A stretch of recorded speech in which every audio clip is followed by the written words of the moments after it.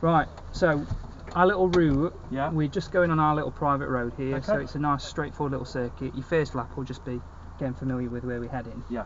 So what we're doing here, we're coming out on your left hand side, going through these gates into our overflow car park, and the lane picks up sort of hard left as soon as we go through the gate, so you'll go around the perimeter of the car park. Okay. But there are some slalom cones set up for you to have a bit of a drive through, see what it feels like. Cool. And then we'll head back down the middle lane, sort of as if we're going towards the exit. Yep. And I'll show you where we're going from there, mate. So brilliant. Right, so Enjoy. I think I can just about reach everything. Yeah, you got it. I might need to go a little bit further forward if it goes I'm not forward. sure where they are. Let's have a look. I think it's there, buddy. Maybe slide that across, is it? Tell you what, let's take that off first so I can Yeah. actually reach. So I think it's. Let me have a look. There you go, bud. A little bit. It's just the gear selection reach. Just It's a a big bit, throw, isn't it? pedals are fine. Yeah. Arms aren't quite long enough, I don't think. I'm Be interesting. not sure if we'll need any choke, but Okay. we'll see how we go when we start her up.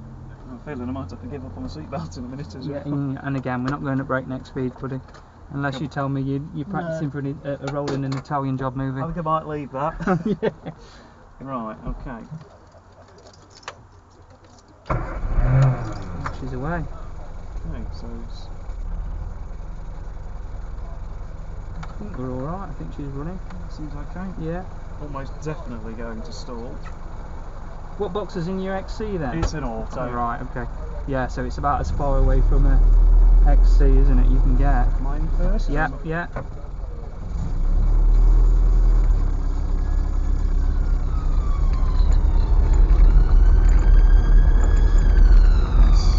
It is about as far away as I could possibly get from an XC60. And I haven't driven a manual car for And then you part of the year. and then so sort of hard left after this here. Yeah. You'll see the lane sort of yeah, picking yeah. up here. Yeah. And then we'll have a slalom through them cones, buddy. See how you feel. Okay. Slalom through them, blimey. I might just about manage it. Yeah.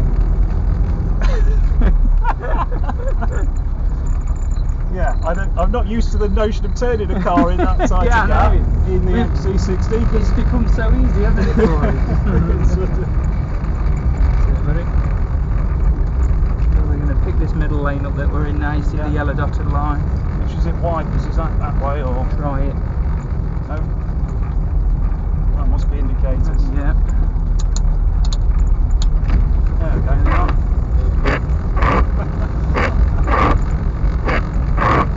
Yes. Very, very different to driving that.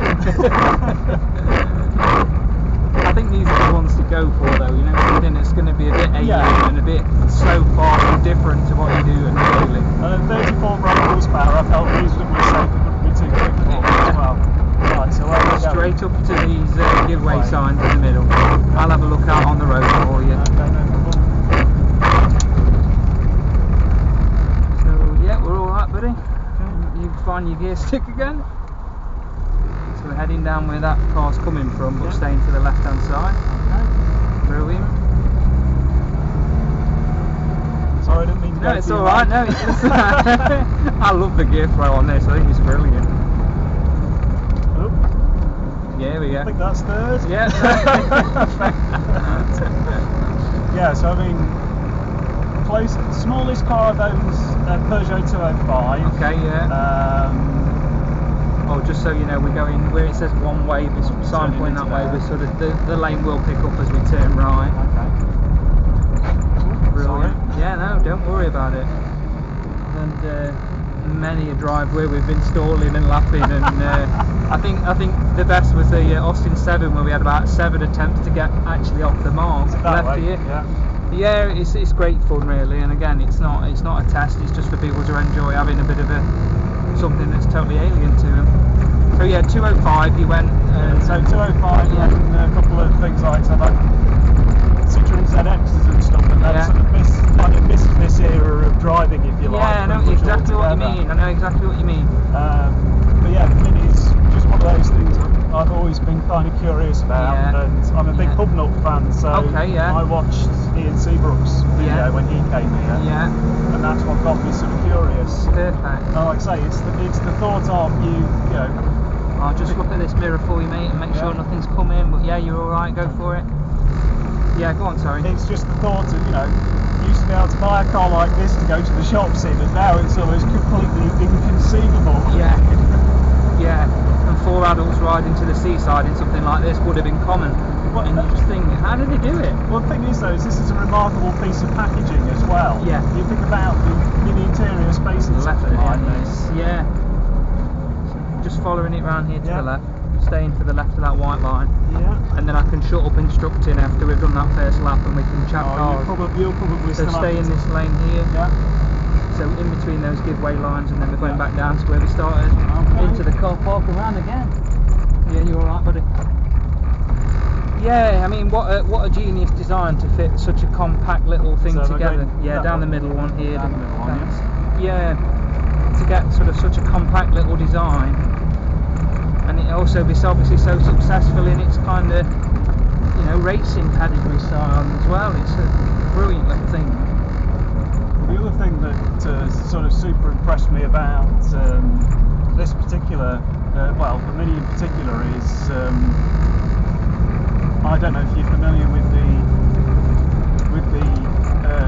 Bad Obsession Motorsport people. No.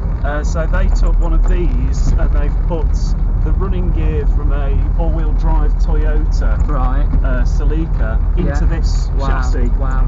Which is absolutely crazy. I'm going to go for this. Go for it. And it's not every day you get to follow like a Bentley around as well and see what they're doing. I don't think the Bentley would be doing this somehow. You know, it's surprising. It does do it, but it's a bit. Obviously, it's a lot easier to steer. Yes. It's so light on the steering, the Bentley and the rolls. Yeah, I mean, I must admit, I do quite like these little engine conversions when people do something totally out of the box and do something different. I'm by no stretch a purist in sort of my, you know, the things I like in motoring might not tick the boxes of the people who are like, oh, you mustn't do that to a car. I think, yeah, great, you know, put something in, a massive lump in something, or get as much power out you can in a small motor, then give it a go. Well, what impressed me about what the Bad Obsession Motorsport guys did was they set themselves a very, very strict target, which is they didn't alter the external dimensions at all. They had to keep everything, all the panels, everything, exactly where it was. Yeah. You're alright there. Yeah. That's impressive to get something that size. Have you seen the guys in Italy that did it with the little classic Fiat 500s? No, I haven't. The family, a father and son, and they kept challenging to see what they have kind of had to eke, much like the Abarth had the engine bay up, what they eked a Lamborghini engine in Fiat 500, and it's just phenomenal. I mean, you see that going by on full chat and it's singing, and you think it's a Lamborghini noise coming out of a Fiat 500. It's crazy. You have to search for it when you have a look. Search for Lamborghini powered Fiat 500. What I'm hoping to do with the video, I need to chat with the folks and see if I can stick this on my social media. Oh, cool. I've got a very small YouTube channel called Indecisive Auto. Yeah. I go around car shows and stuff. Yeah. Doing bits and pieces. Yeah. Brilliant. Being a local person as well, I'm quite looking forward to having a look around the museum. Yeah, excellent. That's good then. So where do you get to show-wise? All over the country? Yeah, so I've been doing a few. They're mainly sort of retro type shows. So I did Megatis Festival of the Unexceptional. Oh yeah, Steve works on reception, went up to there as well. I say that was absolutely fantastic. Festival of the Unexceptional was this year. Go for it, you're alright. And went to the Retro Rides weekend, weekend of gathering at Shelsley Walsh a couple of weeks ago as well. I went to Shelsley and did some non-timed runs up the hill in my Audi. I've got a first generation A4. Oh right. and they got some cracking photos from the day. It's called the Bromyard Speed Festival. I'll have to have a look at that. Yeah, and I've got my Audi done as like an old touring car replica. Yeah. But I've done it in a paint scheme that was never ran in a touring car. I've done it in the old Valent paint scheme, so it's like more of a 70s inspired scheme. That was ran on the Porsches, but I like the connection between the VAG group, and so it looks very different and very bright with all the rainbow colours on it. But cool. That's what I use for going to shows on the weekend, and went down to Caffeine and Machine last week for the evening called Strass Culture, which is a German night. So that was great. Took one of the volunteers down from here and took him down for a ride. Oh, so we're going back yeah, straight on, mate. Yeah, let's get some more. Cool. Couple more laps in, I think. Sounds good to me. Have you been to the Motorist in Leeds yet? Not yet, no. So that was one of the other shows I did this year. Right. They're going for the cones now. Yeah, that's ambitious. Is he going to make the last one? Ooh. Are we going to be stopping and mopping it up? Yeah, he's done it. Look. Yeah, so you've been up there. What's it like? So what's it like there? That's excellent. So Is again, it? that was for the Hub Up Social. Yeah. And I think it was all organised by Steph, who runs My Driver Classics. I think she's been here as well. Right. Okay. Yeah, excellent venue. It was a bit of an eclectic mix actually, because they had the Hub Nut Social on, which was sort of just all ordinary cars, and then they had a massive JDM meet on at the same time. Right. So it was quite a good day out actually. Cool.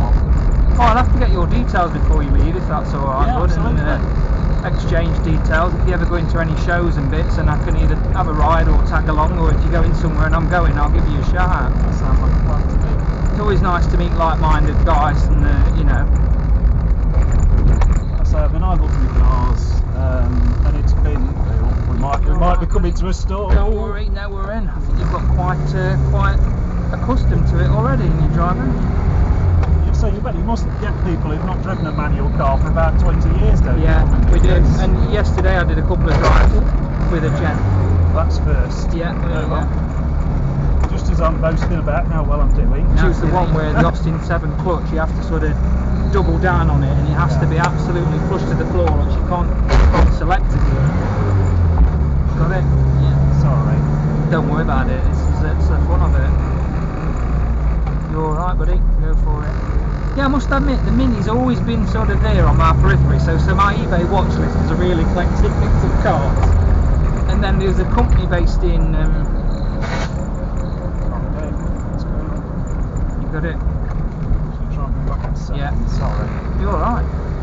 There's a company that basically take a Mini, strip it back to its bare shell, supply you with loads of bits, all your switch gear, your clocks, you choose your set of wheels, your internal colour carpets, and they basically give it you as a kit to rebuild yourself. And I think that sounds like a great little idea for someone, because I'm not mechanical. I mean, they stick the lump back in it for you, but you just have to sort of put it all back together really, so you feel like you've been a bit of a part of the project. And I think something like that would be great, but if that's such good money, or such a lot of money, you think there's so much more out there to kind of, I think they wanted about 12,000 for the last kit that I've seen that had been stripped to bare shell, resprayed in a beautiful like a sort of RAF fighter grey.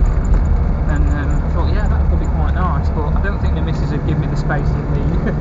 It's like, you tinker about at work with cars, you don't stop watching car programmes. You're one of those people that's got like an absolutely rammed YouTube history. Yeah, it's silly really. And then every time I look back in my phone history of photos I've taken, they're all at car shows. And I think, do I need them anymore? Do I really need to be seeing these pictures? And I'm terrible for stuff like that. So I mean, like I said, car shows, places like that, and I mean, I'm very much into the photography and the video. So all these, that's what I tend to do. I tend to sort of go around a car show. Yeah. I've usually got a camera strapped to me. A GoPro in the pocket on the other hand, and whatever else. Nice. Just literally going round. Yeah. I'm going to leave it in a second because I've developed a bit of a complex now. Oh no, don't worry about it. Look, I don't mind a bit of crunching and giving that. That's fine. I've got too much mechanical sympathy to keep doing that.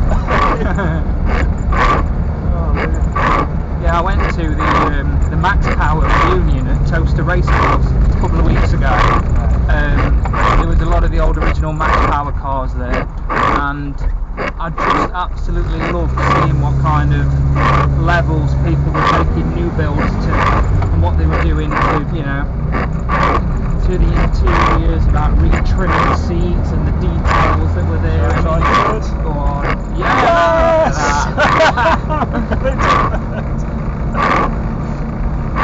Yeah, so I enjoy just doing a different mix of shows, like whether it be a classic show or supercars or modified. Just kind of got a bit of a thing for everything, really, unfortunately. So my thing is, I mean, I love my Volvos. Yeah. I only described as a passionate French tat. I love it, yeah. So things like... There's a lot of English ability in the lorries this weekend. My dad used to work for Citroën in the late 80s, early 90s. Yeah. So he was bringing home AXs and VXs and CXs and XM when that was launched. Yeah. So had a sort of and obviously as a kid, the VX, when we had one of those, it was like a bloody spaceship compared to what everybody else had on the road. Yeah. So I love stuff like that. Yeah, nice. But I'm just a car guy generally. Yeah. The thing that always makes me a little bit sad, you see at certain meets they go, oh, that's not a proper so-and-so, that's not a proper Ford, that's not a proper Volvo. You see that all the time. It's like, actually, you know something, they so are. Yeah. Just, you know, there's room for everything. Yeah, of course. Exactly, yeah. I'll be as much all over somebody that's got a concourse standard, you know, Escort Mexico, as I would somebody that came to the show the other night that had done a Jap Speed replica of an Escort. You know, it's the people's different take on it is what I love. Yeah. It's an individual expressionism. That's right. And that's what I enjoy seeing. I just think, you know, I'm not there to judge. And we had a Lotus Club in the other day. I know we've got the Lotus 7s in, but I was looking at the Early Series Elan, but I'd seen a Resto mod Elan that, again, it was in my watch, but it was being auctioned off, and it had been fitted with a modern Ford Focus engine for kind of reliability. So it had all carbon dash refitted, it had adjustable springs fitted all round, and it looked immaculate. Now, to a purist, it would be sacrilege, but to me, it was like, what a nice piece of kit. We'll pull back in the car right now, buddy. Has that been alright for you? Yeah, enjoyed it? Yeah. You got quite comfortable.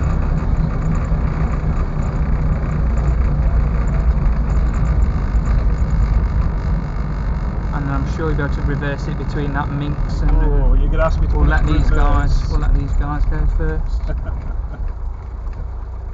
No, definitely will be. Brilliant. Noises in front of people. Oh no. It's quite a wide throw on the reverse. So. Okay. So where is it? Right, so it's down. Yeah. That's it.